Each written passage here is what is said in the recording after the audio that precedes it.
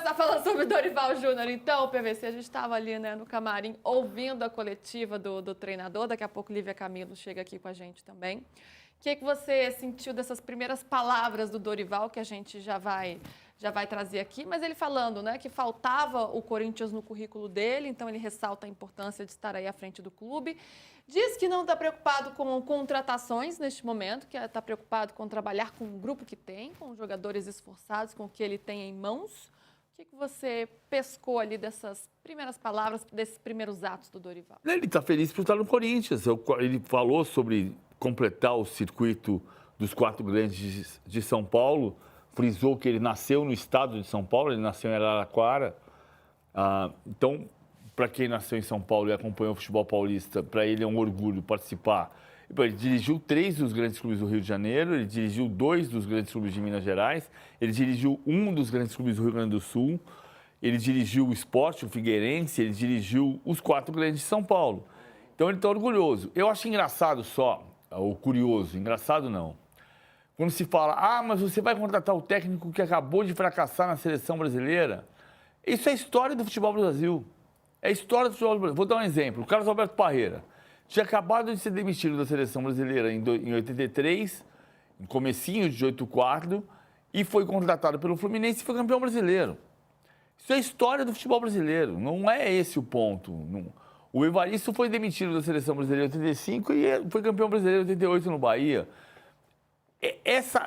O fato de você não trabalhar bem num clube ou numa seleção, e está claro que o Dorival fracassou na seleção brasileira, evidente, né? Porque foi demitido depois de 16 jogos.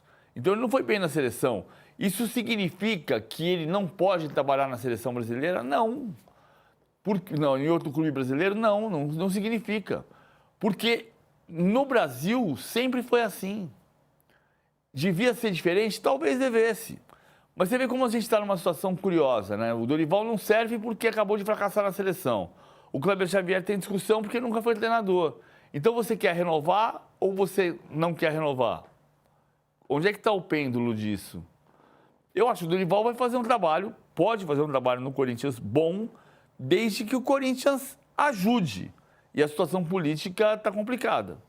Aliás, foi uma pergunta que foi feita também ao Dorival e ele preferiu se esquivar. Ele disse que isso está fora da alçada dele, que ele prefere estar à frente do que está no controle dele, que é o futebol de campo. Então, ele deixa essa questão política à parte e foca no trabalho de campo, que era o que a gente imaginava, não só que ele ia dizer, mas também o que ele ia fazer, né? O Dorival não costuma se envolver muito nessas questões políticas. Vamos ouvir o Dorival Júnior, então, como novo técnico do Corinthians. Não, assim, Eric, eu acho, quando eu falo de coração, não é uma coisa subjetiva, não é uma coisa aleatória, é aquilo que eu vivi. Eu vivi isso como atleta.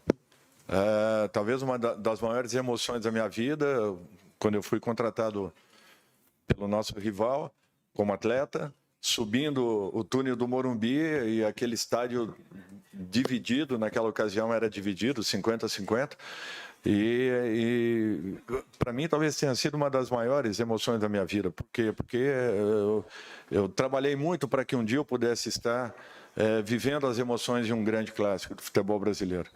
E aquele era o meu primeiro grande clássico e foi marcante. E sempre me chamou muita atenção a diferença que a fiel torcida fez a favor daqueles que eram meus adversários em todos esses momentos. Então, eu conheço muito bem o que é você atuar contra uma torcida como essa. E reitero aqui, o que eu vi novamente no Maracanã, e me lembrei logo da decisão da Copa do Brasil, da mesma forma aconteceu. Então, assim, não tem como você não encontrar forças para você poder estar à frente de um grupo, vestindo uma camisa como essa e não fazendo o seu melhor para que resultados aconteçam. É esse o espírito que eu estou chegando, que eu venho para cá, e eu espero poder deixar um grande trabalho aqui dentro. Tá aí o Dorival, então, já fazendo, né, aquele agrado para a torcida, elogiando a torcida, que, claro, é muito presente, então merece elogios mesmo, mas chegando aí com uma cautela. Ô, PVC, a gente conversava aqui ontem sobre a chegada do Dorival, pensando de como ele começaria esse trabalho, né? Ainda mais depois de uma derrota por goleada, como foi contra o Flamengo, em que o time toma 4-0 e tudo dá errado. E você falava, começa pela defesa. Que desafios você imagina que o Dorival vai ter? Você acha que este é o caminho mesmo? E você imagina mudanças nesse time? Acho que a primeira mudança já aconteceu, que é a saída do Félix Torres. Porque ninguém estava feliz com o Félix Torres e o próprio Orlando Ribeiro tirou o Félix Torres no último jogo e colocou o André Ramalho. A segunda mudança pode ser o entendimento se o André Ramalho vai ser o zagueiro ideal, porque o André Ramalho começou muito bem no ano passado e caiu de produção nesse ano, ou se o Kaká eventualmente pode ser o zagueiro, ou se pode voltar o Tchoca, que perdeu espaço depois dos erros na Libertadores contra o Barcelona de Guayaquil. Eu acho que tem jogador suficiente. Eu acredito muito, Luísa, que time bom consagra jogador ruim, time ruim enterra jogador bom. Então, se você montar o time, a zaga vai parecer boa, independentemente da qualidade dos jogadores ser média. São todos médios. Como disse o Mano Menezes no domingo, são todos médios. Só que você organizar o time vai funcionar. Ele vai começar um trabalho pressionado pelo Memphis, porque o Memphis diz que tem que jogar perto da área. E aí você olha para o Dorival e lembra que ele escalou Pedro e Gabigol, foi uma das perguntas da coletiva, e ele fala de ter escalado de maneiras diferentes os times. Aquele time do Flamengo de 2022, que ganhou a Libertadores, tinha Thiago Maia, João Gomes, Everton Ribeiro e De Arrascaeta. Era um losango de meio campo. O Ramon montava o time num losango de meio campo. Ele pode montar também, mas isso vai gerar espaço demais dos lados. O importante não é o que é bom para o Memphis, é o que é bom para o Corinthians. É para isso que o Dorival Júnior foi contratado, para montar um time que seja suficientemente bom para o Corinthians. Ele já começa com pressão da torcida, pressão para o resultado e pressão de escalar o Memphis perto do gol. Você tocou em alguns pontos aí, PVC. Essa questão tática mesmo do losango foi algo que funcionou com o Ramon, certo?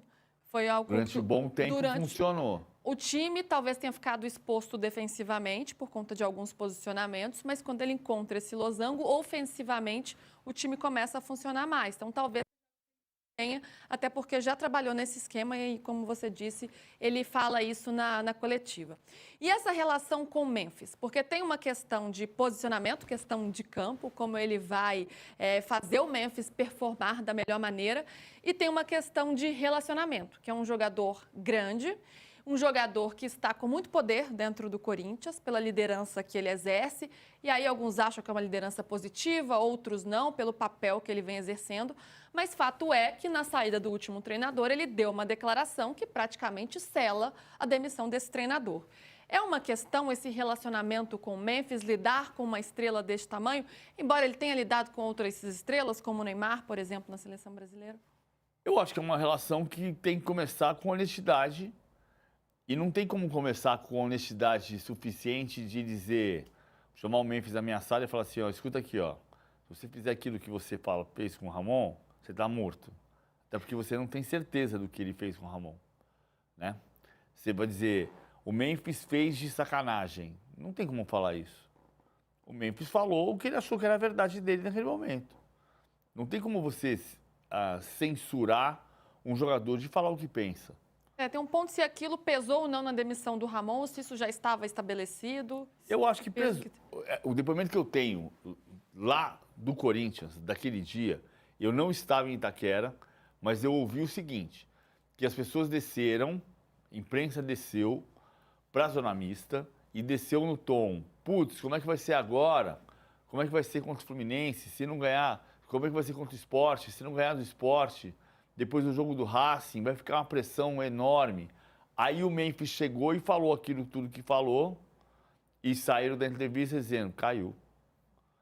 Então, a sensação não é uma certeza, porque como é que estava a cabeça do Augusto Melo naquele momento, mas o fato é que muita gente que estava em Itaquera, quando o Memphis falou, mudou a ideia. Porque o Memphis jogou muita lenha na fogueira. É o direito dele, ele é jogador, ele pode falar o que ele quiser, tudo na vida tem ônus e bônus. O bônus é você poder falar, ele tem tamanho para falar. O ônus é a gente cogitar que ele tenha contribuído para a mudança do técnico. Tudo na vida tem ônus e bônus. Agora, o fato é que ele vai ter um novo trabalho e o técnico que chega vai olhar para o Memphis dizendo, cara, o terreno está meio minado, não está? Até ele começar a pisar e perceber que não tem mina, que nada vai explodir no pé dele, e para isso eu acho que tem que ter uma conversa com o Memphis e dizer, vem cá, o que você quer? O que deu errado no trabalho anterior? O que você imagina que pode fazer para dar certo? Como é que você gosta de jogar? Veja, não é que você gosta de jogar assim que eu vou te escalar desse jeito. Você vai trabalhar para o time. Mas o que você quer? O que você pensa? O que você deseja? O que você está imaginando? O que errou no trabalho anterior? Ouve, é uma liderança do grupo, você vai ouvir. Não significa ouvir para fazer tudo o que ele quer. Ou obedecer, né? Exatamente. Mas é importante essa conversa e produtiva, inclusive, né? Estou chegando aqui, quero saber o que está acontecendo, como as coisas funcionam. Estou contigo, PVC. Agora, para lidar com o grupo, o Dorival ele tem essa habilidade, né? Mas aí a gente vai trazer a seleção brasileira e, claro, tem aquela cena muito emblemática na Copa América, em que ele está fora da roda dos jogadores ali, com o dedinho em riche, com o dedinho levantado, na verdade, tentando entrar na roda. Tem bastidor, né? Disso. E você já colocou, né, como ele se sentiu inseguro ali à frente da seleção brasileira, como talvez ele nunca tenha estado pensando, talvez, no Palmeiras, à frente do Palmeiras. Essa pode ser uma questão ou ele é um cara já cascudo, experiente, e lidar com o grupo não vai ser uma questão para ele? Ele não tem motivo para ter insegurança no Corinthians. No Palmeiras, em 2014, tinha. A insegurança era a falta de liderança, né? No período em que era Paulo Nobre com Bruno Oro, e que estava meio solto. Tinha acabado de cair o Gareca, as coisas não estavam bem no Palmeiras. E ele viveu um dos períodos de maior insegurança dele em trabalhos ali no Palmeiras, que era um clube que eu imagino que ele gostaria de ter trabalhado, porque o tio dele jogou lá. E ele jogou lá.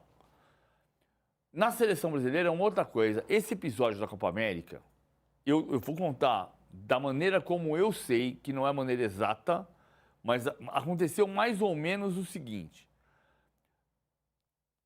Adoro a frase do Juvenal. Já falei ontem, não vou falar de novo.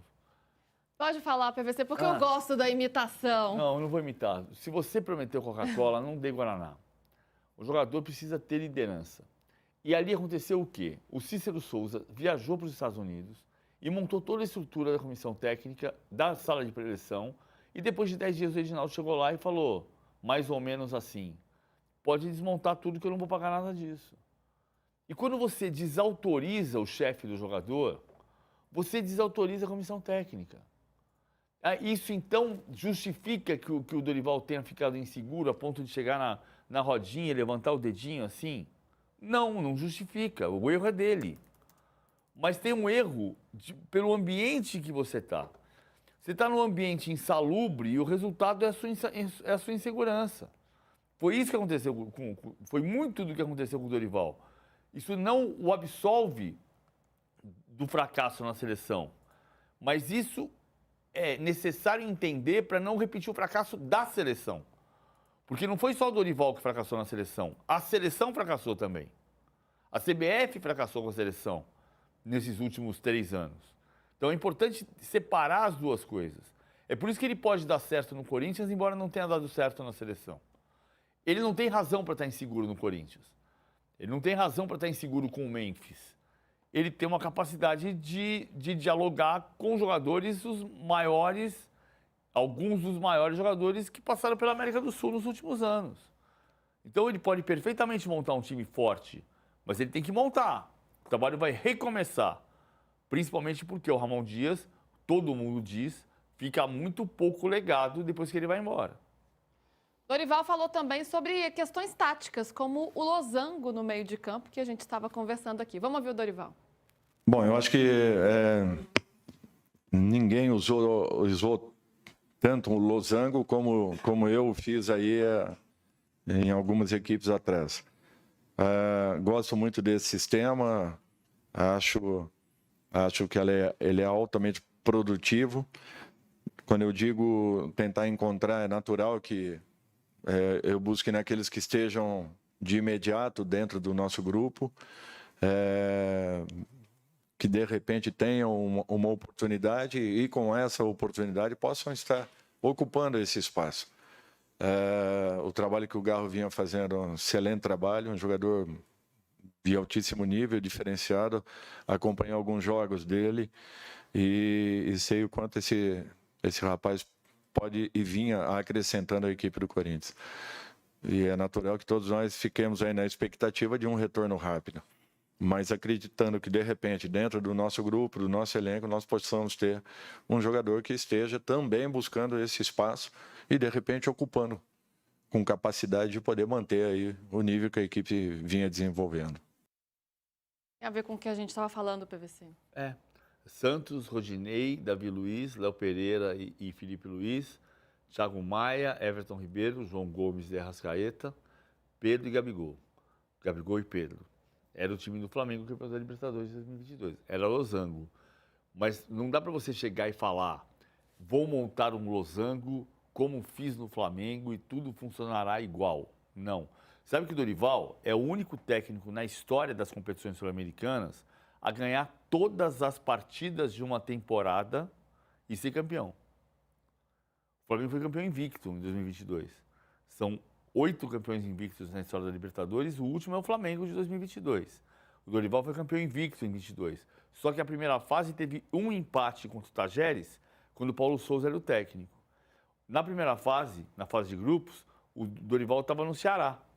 E ele ganhou todos os jogos da fase de grupos pelo Ceará na Copa Sul-Americana. Aí ele se transferiu para o Flamengo. E ele ganhou todos os jogos das oitavas de final, quartas de final, semifinais e final. É o único caso na história das competições sul-americanas de um treinador que ganhou todos os jogos de uma temporada. Só que foram 6 pelo Ceará e 7 pelo Flamengo. É o contraste com o fracasso da seleção. Bom, a gente segue acompanhando aí a coletiva do Dorival Júnior. Daqui a pouco a Lívia vai estar aqui com a gente, que ela continua por lá, ou seja, nossos olhares estão lá também. Ela vai falar sobre como estão as finanças do Corinthians, porque fora de campo a questão está complicada. Já já ela entra com a gente.